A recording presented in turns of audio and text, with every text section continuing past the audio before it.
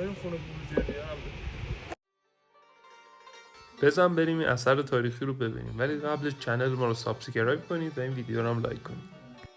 اینجا خونه بروجردی است، یکی از زیباترین خونه های تاریخی کاشان.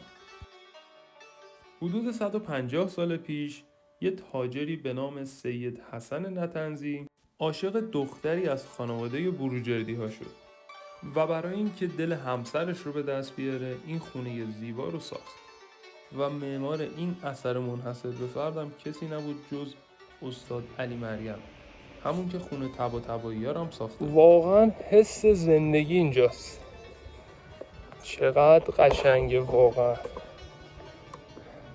وقتی وارد حیاط میشی این بادگیرای بلندی گچبوری آدم رو میخکوب خودش میکنه.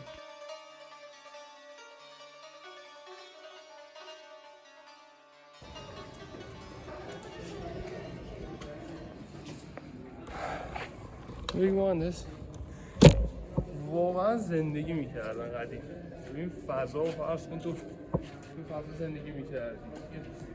بیا اینجا بیا مهندس این نسبت رو بگی خوشگله واقعا.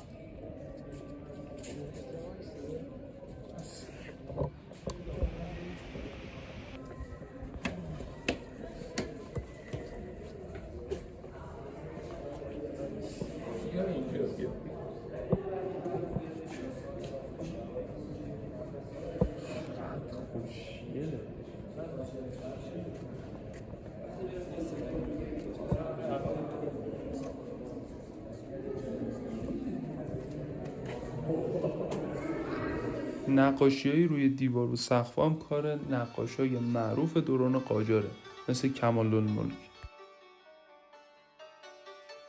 اما جذابتر از همه زیرزمین خونه است. طوری ساخته شده که حتی تو گرمای تابستون کاشان هم خنک و دلنشینه.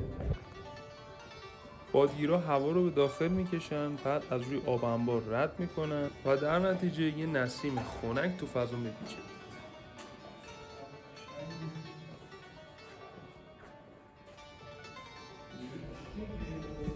اون موقع از این فضا برای استراحت و نگهداری خوراکی استفاده میکردن. یه کولر طبیعی واقعی.